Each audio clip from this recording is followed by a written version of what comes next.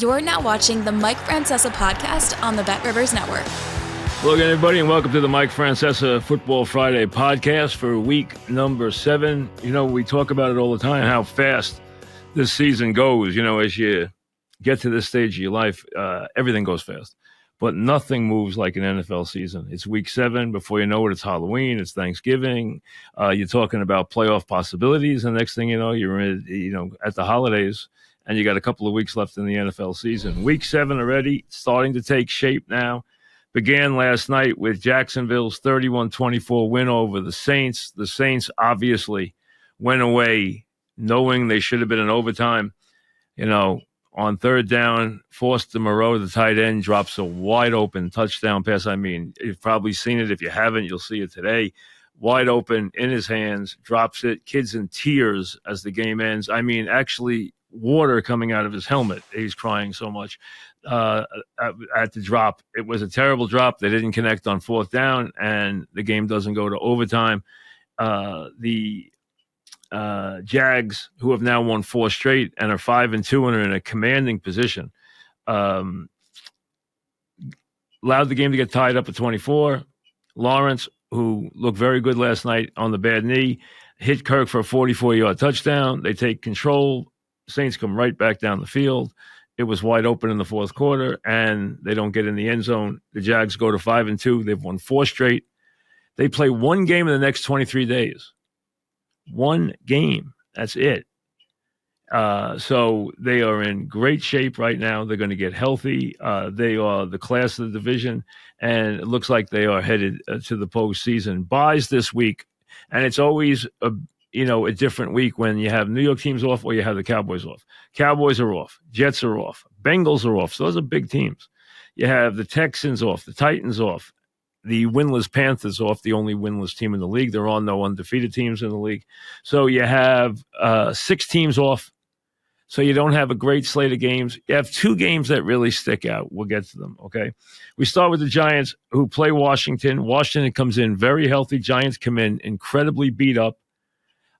We don't have a decision yet on who quarterbacks. On Friday when I am doing this, I would say it is going to be Tyrod Taylor. I know Daniel Jones has been in and out in practice lightly. I think it will be Tyrod Taylor. I'd be surprised if it's not. The key is the offensive line, which is still just an absolute joke, and it is just a mess. Giants have a world of injuries. They have to win this game. They have the Jets next week. If they don't win this game, the only thing they'll have to salvage their season is a win against the Jets, because after that, no one's going to even pay attention to the Giants the rest of the season, or they can play a spoiler the rest of the way. So that's where we are right now. They have to get a win against the 500 Redskins. Redskins have moved the football. They've also turned it over. They also have a pass rush, and that's bad for any team because it comes in because the Giants can't block anybody. That's where we are for the Giants. And again, this is a game the Giants have got to find a way to win. Raiders, 3-3 at the Bears. Garoppolo's out. Fields is out. So now you're in the world of backup quarterbacks. We don't know if it's going to be Hoyer or O'Connell yet for the Raiders. We do know it's going to be Tyson Bagent, who was bad last week. Bears are a mess. They're a mess. The Raiders just give the ball to Jacobs, throw the ball to Devontae Adams, flip it out to him, throw it to the tight end Meyer, and they'll win the game going away. That's how bad the Bears are. Just going through a terrible season. Browns will be without Deshaun Watson. Most likely it's going to be P.J. Walker again, but he's proved he can move the team a little bit, and they can run the ball. Get the Colts. Going to be another tough physical game. Cleveland's defense is playing amazingly well. Off the win against San Francisco. Big win last week. This is a game that could be a tough game for them on the road. The Colts can come up with some big efforts. They can play defense. They're working Taylor back in. Now, Richardson is gone for the season. He's going to have the shoulder surgery, and he's out for the season. Minshew is the quarterback. He can move the team. He just commits too many mistakes. He's just got to cut his mistakes down. If he does, the Colts are going to be dangerous. Bills 4-2 at the Pats. What can you say about the Pats? They have 19 players on the injured list. 19 players. And now they get the Bills. Looks like another bad week. Falcons and the Bucks. That division is going to be right to the wire. Probably won at either 8-9 or 9-8. So flip of a coin when those teams are playing. Lions are 5-1. there's 3 teams that have winning streaks right now. Kansas City's won 5 in a row. Jacksonville's won 4 in a row. Detroit's won 4 in a row. Detroit is all banged up. They have no healthy running backs, so they'll have to throw the ball. The Ravens are getting healthier. This is a very good game. 5-1 Lions, who are going to have the division clinched by Thanksgiving. There's nothing but them in the division. Nothing. So they're going to coast to the playoffs. They could even wind up with the 1 seed. It's not impossible. Are they in the class of the top teams? I don't think yet. Ravens, dangerous, have yet to put together their full game. I think this is a very good game. And if the Ravens win and go to 5-2, they're going to have a good season in a very tough division. Lions can afford to slip up, but you know what? They've been playing very well and playing well away from home. Steelers and Rams, always hard to figure the Steelers. They do nothing offensively. They play well defensively. Rams are up and down. Watt got hurt in practice. Don't know the extent of that yet. But you figure a close game there. Cards at 1-5 have actually played better than that. Seahawks at 3-2. Kyler Murray's back now, thinking about playing again, but probably still a couple of weeks away from that decision. Packers at 2-3. Broncos at 1-5. What can you say? Disaster season for the Broncos, and the Packers have looked anything but good. Chargers coming off that rough loss to the Cowboys at 2-3, take on the 5-1 Chiefs, who have won 5 straight. Wouldn't be surprised if it was a close game, but the Chiefs know how to win these games. What the Chiefs need to do to take that next step, and I think the Chiefs' defense could be the best they've had in the whole run. The Chiefs just need to decide, and they're still bringing guys in as they did this week with the trade with the Jets. They still have to decide who's going to be their number 1 target at wide receiver. Okay, it has to be decided. They have to lock in and really believe in a person and let them emerge from this group, because it's a problem. Because he doesn't rely on anybody, and he doesn't have faith in anybody except Kelsey. The Sunday night game should be a lot of fun.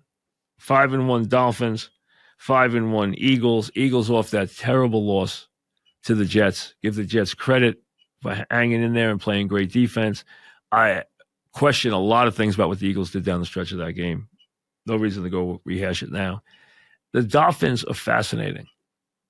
They don't have Ashawn right now. Too bad, because watching him on in prime time is fun, because he's like a running back version of Hill. He just is so fast, it's ridiculous. He's probably 3 or 4 weeks away from playing. They're going to be cautious with him. Dolphins have scored 223 points. They also are just the second team in the history of the NFL to have 15 rushing and 15 passing touchdowns in the first 6 weeks of the season. Only the second team. The other one, you have to go back to the 58 Colts. That's Johnny Unitas. Okay? 1958 Colts. The last team that after 6 weeks had 15 rushing and 15 passing touchdowns. That's how explosive this team has been. And the amazing thing about this offense for the Fish, they can throw it to Tyreek Hill, which they will. They can throw it to Waddle. They can throw it to Tyreek. They can get them the ball in a variety of different patterns. You can even give them some handoffs. You can give them you can do a million things with those two. Okay. Now, they also run the ball unbelievably for huge chunks of yardage. Their offense is really incredibly good. Now, Ramsey's back practicing. That will help their defense. Howard's banged up. They are not very good defensively, and I think the Eagles could bully them with their running game.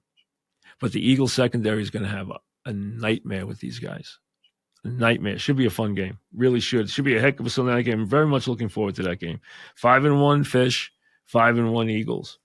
Monday night, San Francisco off the loss to Cleveland. And listen, with everything that went wrong in that game, McCaffrey getting hurt, Trent Williams getting hurt, Samuel's getting hurt, okay, all the things that went wrong, they still came down the field and had a chip shot field goal. And the kid missed it. Kid missed 2 field goals.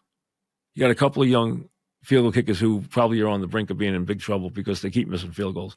You can't, if you're the Niners and you're thinking about going to the Super Bowl, you cannot have a field goal kicker you can't trust. He doesn't have to kick 58-yard field goals. He's got to kick 41-yard field goals.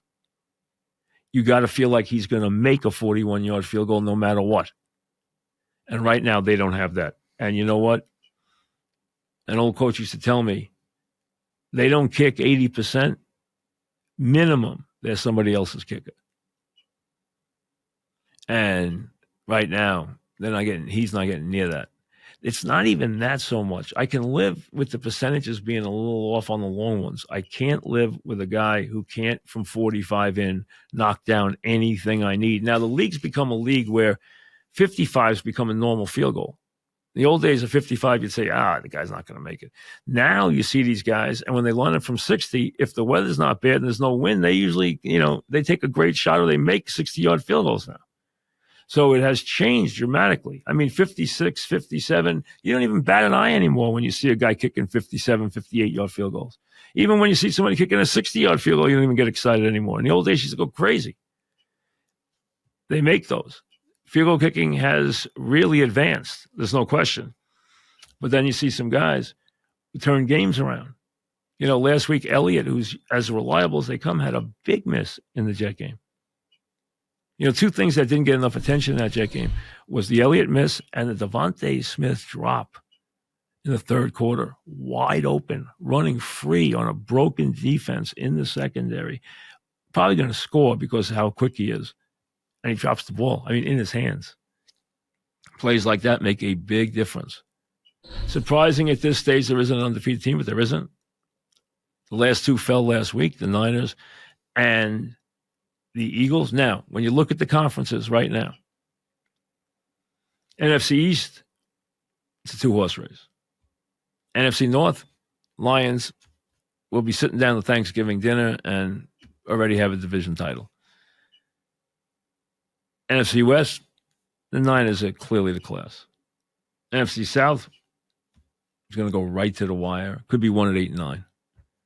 AFC East, with the last 2 weeks, you can't discount the Jets yet, but you expect it to be from the Bills and the Dolphins. But you know what? Like I said, Jets have earned the right to at least be talked about until further notice. The South, I think Jacksonville has already emerged. A lot of people were knocking them. They were 1-2, and now all of a sudden they're 5-2. AFC West, well, we've seen that song before. We've seen that song plenty of times, and it's the same script this year again.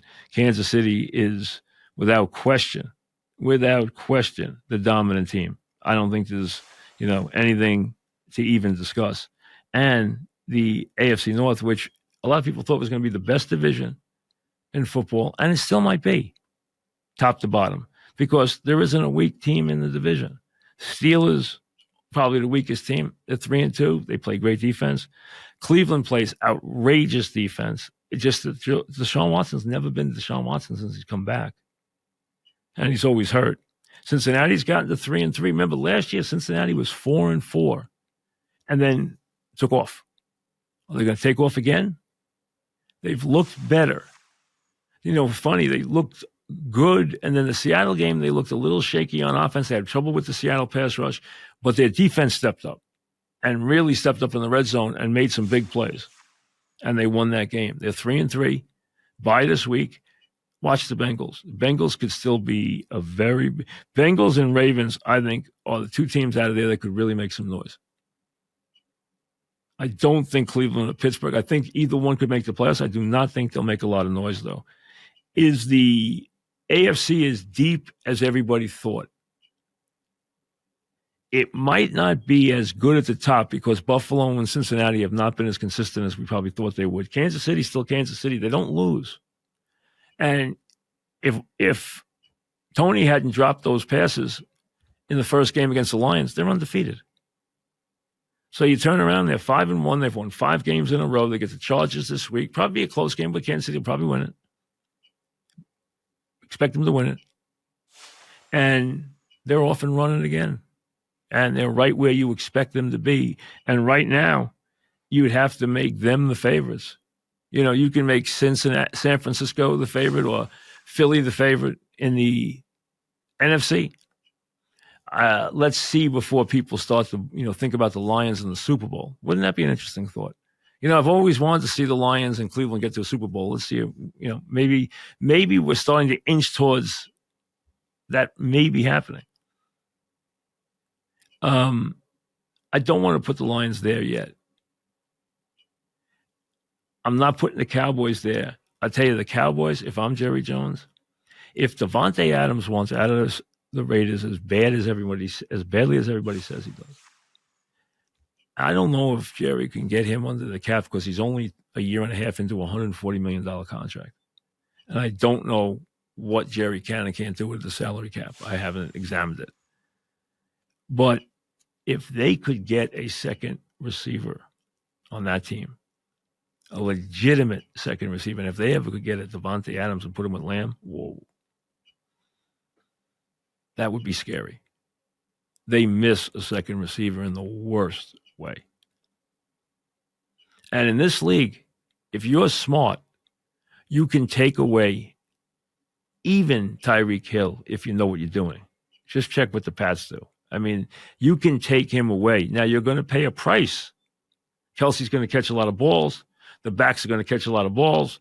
The other receivers are going to have some very open routes, but you can take him away. With a safety over the top, you can take him away. So it's not like you can't. You can. You can always take away one receiver if you have to, if you know what you're doing defensively. And a lot of teams, it just amazes me how they let Hill kill them play after play after play. And if you're going to play him like he's a regular receiver, he's going to kill you. He is absolutely lethal. He is on a pace right now to have over 2,200 receiving yards this year. He is a force in these games. There's no way around it. He really is. Now, as always, the podcast is brought to you by the good folks at BetRivers. Download the BetRivers app, new and improved. Faster experience, exclusive promotions, one app while traveling. And remember, get extra value the entire football season with the BetRivers Squares. And if you don't know what the Squares are, check it out. With a play of just $10 in the same game parlays on any of the games where there's the square icon in the corner, and there is on all the NFL games, you can get a chance to win up to $10,000 in bonus money. You get the standard Super Bowl box, and you get a couple of squares, and who knows, maybe you'll cash in and win $10,000 for just $10. Doesn't cost you a whole lot to play. A little extra fun as you go through your NFL weekend. So check it out. And do that by downloading the BetRivers app. We'll get to some emails in this Week 7 podcast right after this. Hello again, everybody. Mike Francesa, Football Friday podcast for week number 7. As I said, a lot of teams off this week. Cowboys off, Jets off. So you Jet fans can take a deep breath, relax, sit back, think about the Giants next week. Bengals off. Texans off. Titans off. Panthers off. If you have the Cowboys, the Jets, the Bengals, the Titans off, even the Texans who are playing really good football. And before the season started, I told you DeMeco Ryans is going to be very impressive. He's been that, and he's a Coach of the Year candidate 6 weeks into the season. He has done a great job with that team.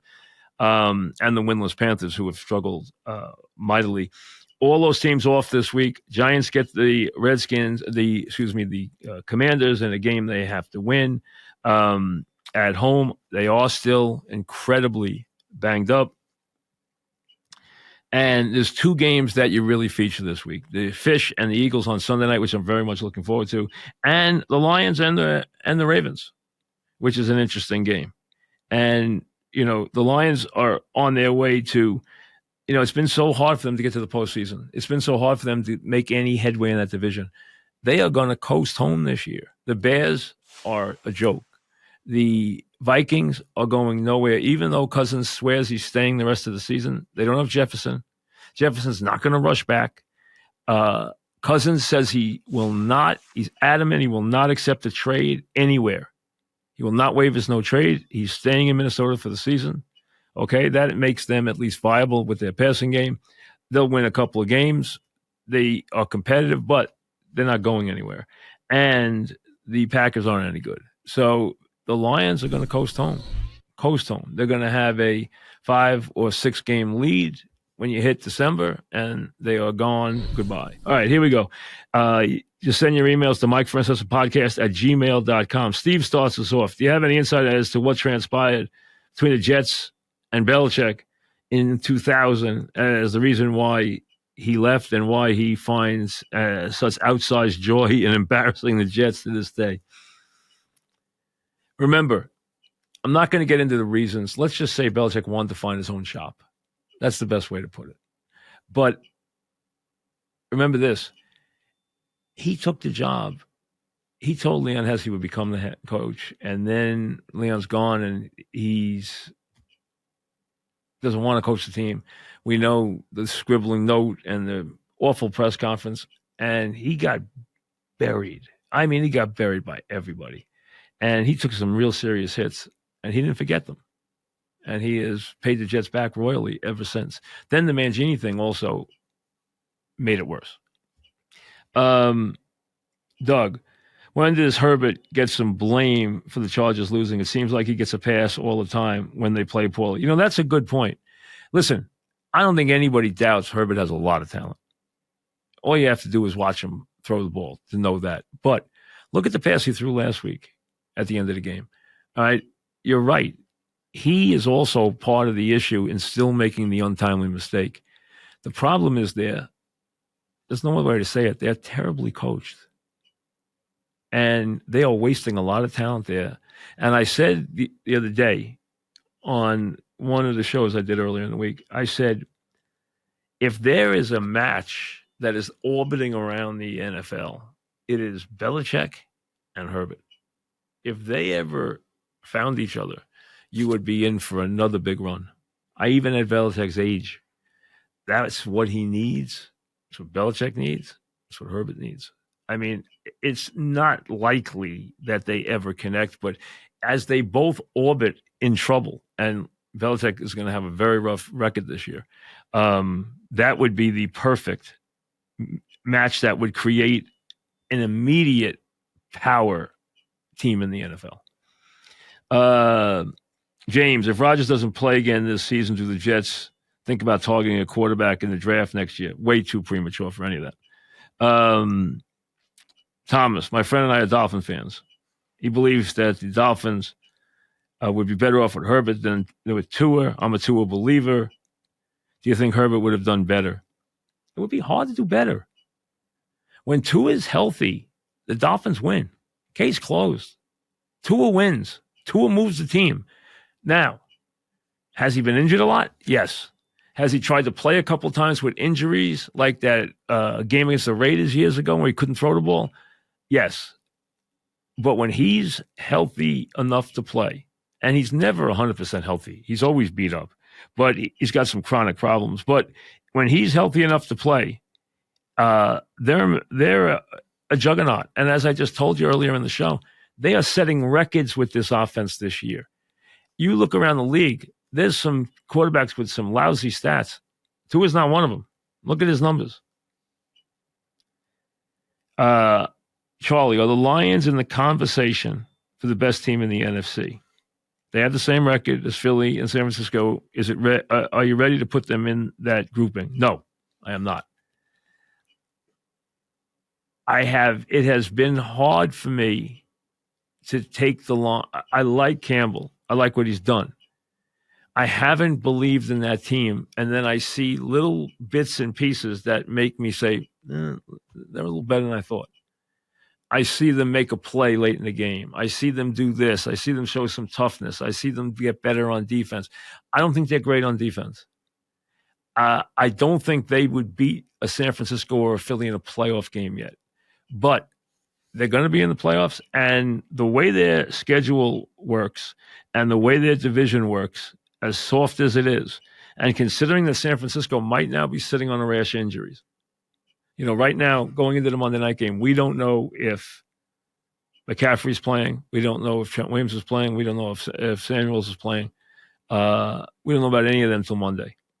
The league is right now got a ton of injuries. You know that.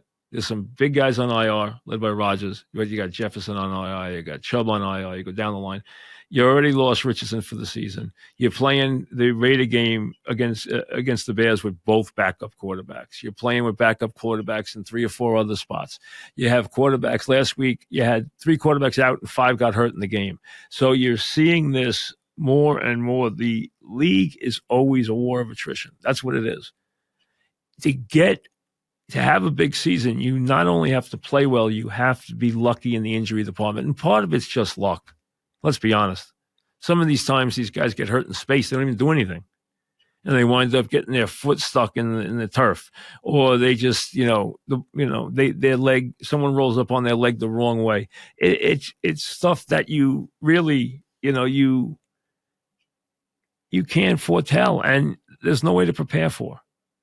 It's going to happen. You're going to have injuries. And that's why the league bends over backwards. And that's why we sit there in the height of battle, in the fourth quarter in a close game, and we get a ridiculous roughing the passer call, where you're saying, oh, come on, it's football. They are trying to keep these quarterbacks upright. Getting hit by these guys at the velocity they come in and hit them at, with the kind of shape they're in, it's hard for these guys to stay healthy. Look how many quarterbacks have been hurt already this year. I've always told you this. If you get into November and you're playing a whole bunch of games with backup quarterbacks, the league stinks. You can't even watch it. And that's why sometimes you have to live with that protection penalty that tells you don't take that extra step and hit the quarterback. Don't throw him down when you don't have to throw him down. Don't hit him in the head. Don't do this. Don't do that. And that's why they're trying to keep these guys upright. Last week, 5 went out in the game, and you had 3 already out, not playing, and you had 5 go out in the game. And some of them aren't coming back this week. So you lose a lot of quarterbacks, and you're trying to keep them upright. That's what you're trying to do. You move into this middle part between now and the second week in November. This league separates completely. And you find out who's going and who is already thinking about next year. The trade deadline is Halloween. There are some interesting things that could happen before that. We'll get into that next week as we move closer, but there is a lot of talk about a lot of players. We'll see you next week.